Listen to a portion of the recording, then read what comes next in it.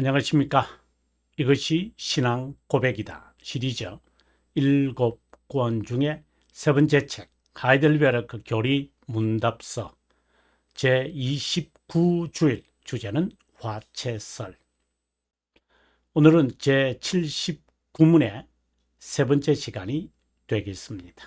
여러분 가지고 있는 이 책 632페이지에서 79문을 읽고 637페이지로 가서 세 번째 내용을 여러분에게 하도록 하겠습니다. 자, 그러면 여러분 637페이지로 가도록 하죠. 632페이지로 왔습니다. 그러면 왜 그리스도는 빵을 자기의 몸, 자신의 피 또는 내 피로 세운 새 언약이라고 부르나? 바울은 왜 그리스도의 몸과 피의 교제라고 부르나? 왜 빵을 자신의 몸이라고 했고 피를 왜 피라고 잔을 왜 피라고 했고 그것으로 새 언약을 맺는다는 의미는 뭐냐? 아주 정말 복음의 그 핵심의 내용을 지금 다루고 있다고 봅니다. 그것에 대한 대답입니다. 그리스도는 다음과 같은 것으로 우리에게 가르치기 위해 대의 없이 말씀하지 않는다. 빵과 포도주는 일시적으로 생명을 유지하는 것처럼, 생명을 주는 것은 아니죠. 생명을 유지하는 것처럼 그분의 십자가에 못 박힌 몸과 흘린 피는 우리의 영이 영생에 이르도록 하는, 먹어야 하는 참된 음식과 음료가 된다는 의미고, 그 다음에 더욱이 이러한 가시적 표징과 담보물이 그냥 가시적인 겁니다. 우리에게 확신시키는 것은 우리가 그분을 기억하면서 이런 거룩한 표징을 우리의 몸에 입으로 수용하는 것처럼 성령 하나님의 활동으로 그분의 참된 몸과 피의 실제 참여자가 된다. 그래서 우리가 몸을 상징하는 그 빵, 피를 상징하는 잔을 먹고 마시는 것이 본질이 변한다는 것은 아니다라는 것을 분명하게 밝히고 있습니다. 그 다음에 세 번째입니다.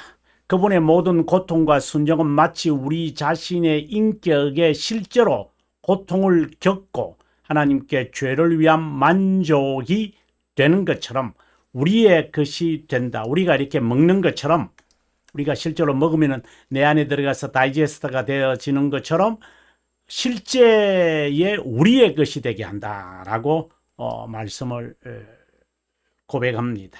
자, 그러면 우리가 이제 그 내용을 한번 읽어보도록 하겠습니다. 637페이지인데요, 여러분. 637페이지로 와서 여러분에게 한번 강의를 합니다. 지난 시간에 아마 여기까지 아마 읽었으로 생각을 합니다. 지금 이야기를 하고 있는 것은 그 하나님의 정의에는 벌을 받아야 되고, 그리고 그 벌은 죽음이고, 그리고 하나님은 만족한다.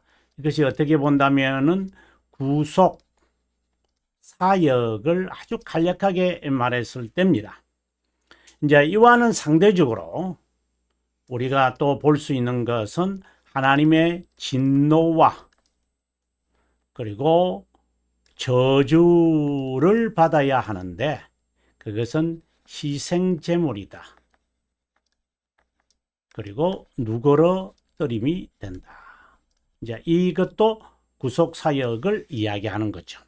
자, 그러면 이 관점과 이 관점을 왜 둘로 우리가 설명이 되어지느냐? 우리 신앙 고백서 그렇게 하고 또 성경도 또 그렇게 말을 하고 있고요. 이것은 하나님의 측면에서의 구속사역이고 이것은 인간의 측면에서 본 구속사역이다. 여러분에게 자세하게 설명을 했습니다. 그러면 하나님의 정의에는 벌이 따라와야 되겠죠. 하나님의 진노에는 저주를 받아야 되는 거죠. 그래서 희생제물이 되시고 여기는 죽음이 된다라고 하는 이것을 여러분 아시면 아마 좋으리라고 봅니다. 정의로운 심판, 즉 정의의 심판을 면하는 길은 누군가 그 심판을 대신 받는 것이다. 앞서 우리 모두는 정의의 대상입니다. 그런데 이 정의의 대상이라는 이 말은 본래는 유기된 자에게 내려지는 것인데, 유기된 자가 타락한 상태에 있는 그 모든 자에게 임하는, 그 안에 섞여져 있으니까, 선택된 자와 유기된 자가. 그래서 모든 자가 다 이제 정의의 대상이 되어버리고 만 거죠. 근데 그 가운데 있는 선택된 자들이 있겠죠. 이제 이들을 탈출시켜야 되잖아요. 딜리버 한다는 말이죠. 그러기 위해서 이제 구원의 사역이, 영혼에서 있었던 구원의 진리가 구원의 사역으로 시간에 나타난다. 이제 이 말이죠. 그러면 그 정의에 면하는 길은 누군가 대신 받아야 한다. 그 정의의 처벌이 일시적이기도 하고 영원한 것이다. 일시적 처벌은 혹시 감당할는지 몰라도 영원한 처벌은 엄두도 못 내고 절대 불가능하다. 하나님의 영원한 사랑은 자신이 인간으로 오셔서 선택한 자를 위하여 일시적으로 영원한 처벌을 받음으로 명시됐다. 이런 구원. 그래서 이제 이 영원한 하나님의 그 작정을 말하죠. 구원하시려는 작정. 영혼에서 그리스도 안에서 선택하거나 예정할 때 작정된 것이다. 그리스도 안에서 우리를 선택하셨다라고 에베소서 1장에 말씀하실 때의 의미를 지금 여기서 밝히는 겁니다.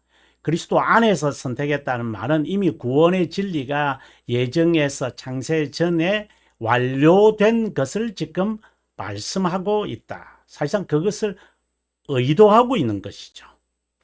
이제 타락한 상태에서 살아가는 선택된 자를 위한 구원의 진리는 두 본성, 신성과 인성을 지닌 중보자의 구속 사역으로 시간에서 성취된다. 다시 말하면 인류를 향한 하나님의 진노에 대한 저주, 앞서 제가 진노, 저주, 정의, 처벌 이렇게 짝이 이제 이루어진다고 여러분에게 말씀을 드렸는데, 인류를 향한 하나님의 진노에 대한 저주를 육적이고 영적 죽음을 받아야만 한다. 이제 같은 관점이죠. 그런데 이제 진노와 저주는 우리가 바라보는 구속 사역, 하나님의 정의에 대한 만족은 하나님의 측면에서 바라보는 정의의 심판은 만족은 하나님의 측면에서 바라보는 구속 사역이다. 이렇게 우리가 다시 제가 반복을 합니다. 이것을 위해 중보자는 그리스도로서 하나님의 진노를 달래거나 영어에서는 appease라고 그럽니다. 달랜다. 누그러뜨리려고 희생 제물이 되셨다. 이 제물은 속죄 제물 또는 화목 제물이라고 불리기도 한다. 이것으로 하나님은 자신의 진노를 누그러뜨리는, 이제 우리에게는 그렇게 보이죠. To us.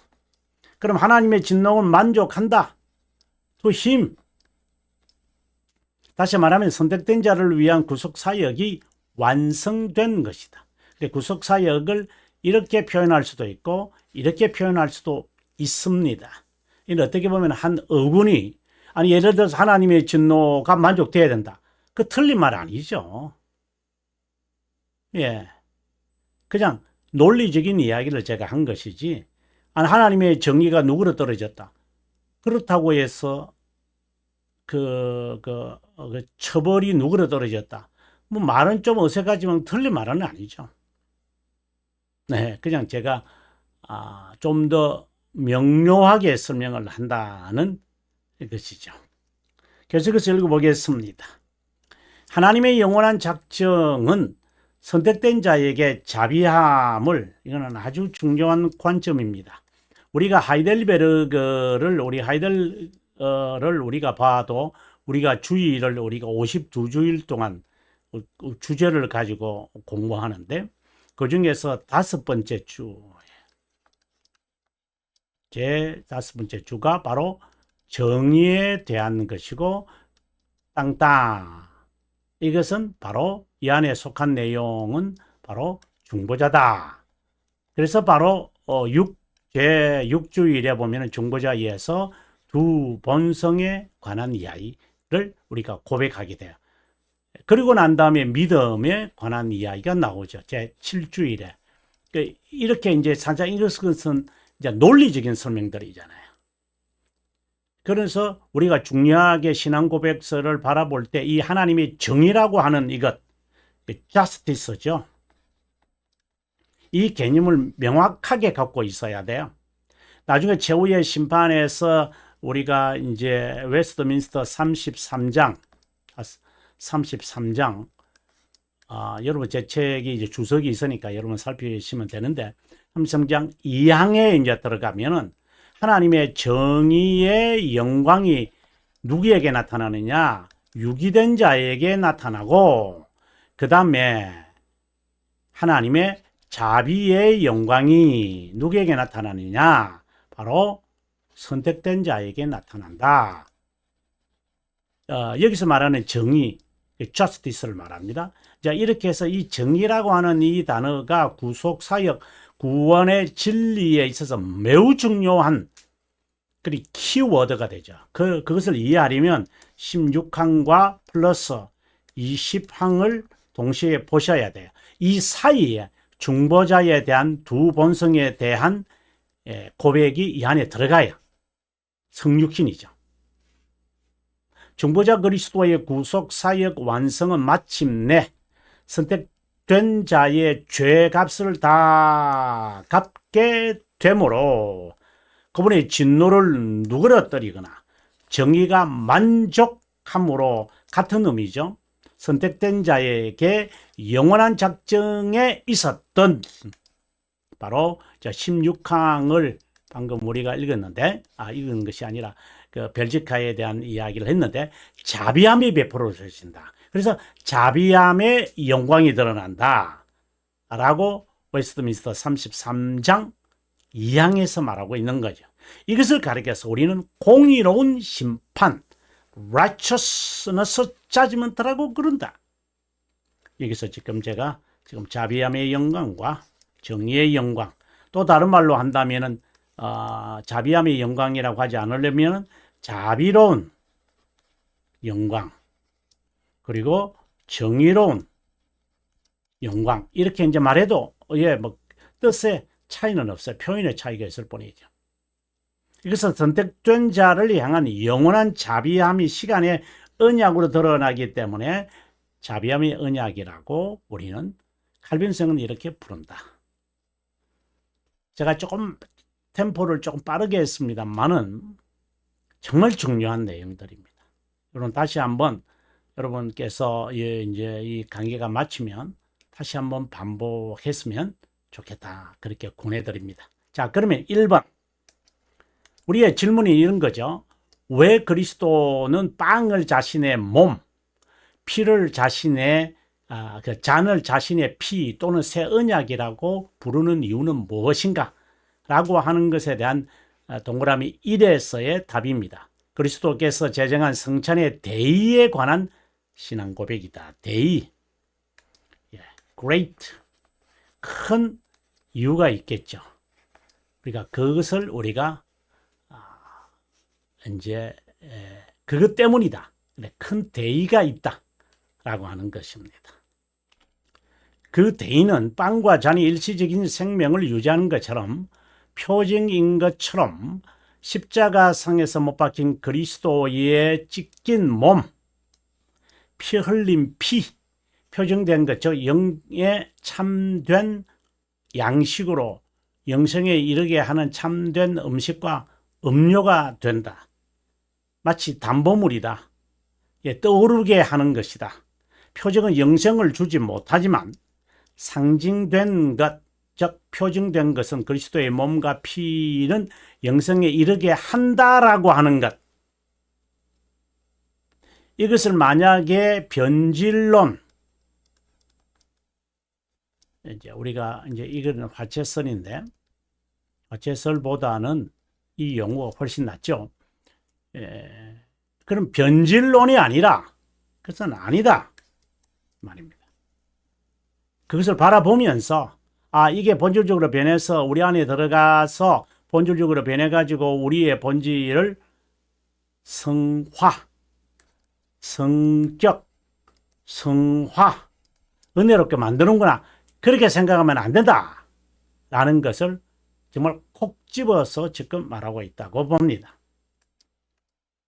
그리스도가 영의 유일한 양식이기에 그분을 통해 우리는 하나님과 교제가 회복하고 하나님의 나라에 관해 열정을 갖는다. 죄로 인해 하나님의 교제가 단절되었지만 다른 말로 한다면 하나님의 이마고 데이 형상이 파괴되었지만 그래서 우리는 이렇게 말할 수 있죠. 성례 약속 중 하나인 그리스도와의 교제, 다른 말로는 영광의 교제다 이렇게 말합니다. 접붙임을 말하죠. 그분의 구속사역으로 그분과의 교제가 회복됐다. 성례의 약속은 주로 4가지로 우리가 봅니다. 용서, 죄 죽이기, 부활과 교제다. 이 교제는 영광의 교제로서 죽음 직후 부활과 심판날에 완전해진다 라고 되어 있습니다. 여러분, 오늘은 공부를 여기서 하겠습니다. 우리가 다음 시간에 638페이지에서 여러분을 뵙고자 합니다.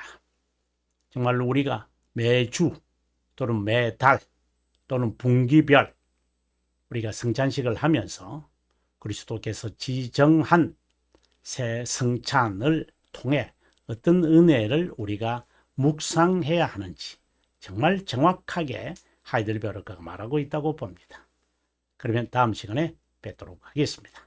평안하십시오.